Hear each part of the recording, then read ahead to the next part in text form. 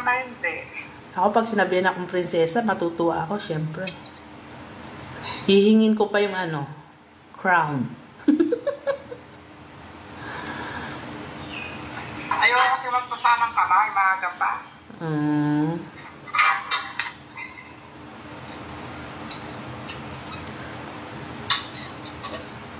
Merong napipili siya na pang-exercise, yung mini bike, may kamay at saka yung paa mo. Oo.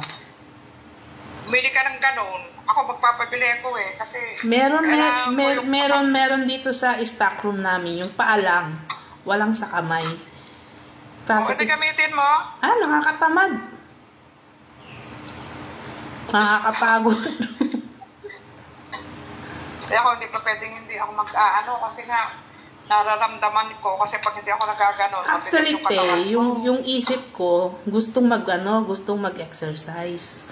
Lagi kong sinasabi niya pag matutulog, bukas maaga ako, mga alas 6 pa lang, madilim pa. Mag-exercise ako. Naku, pagdating ng nagpapaalam pa ako niya, pagdating ng oras na, ay, kakatamad. Mas masarap matulog. Ganun nga, nakakatamad nga . Pero bakit ko papagurin sarili ko? Wala namang nagmamahal.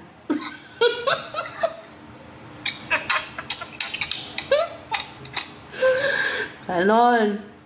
Di ba? Sana kung may nagmamahal, okay lang. Yung madidiligan ka araw-araw para fresh.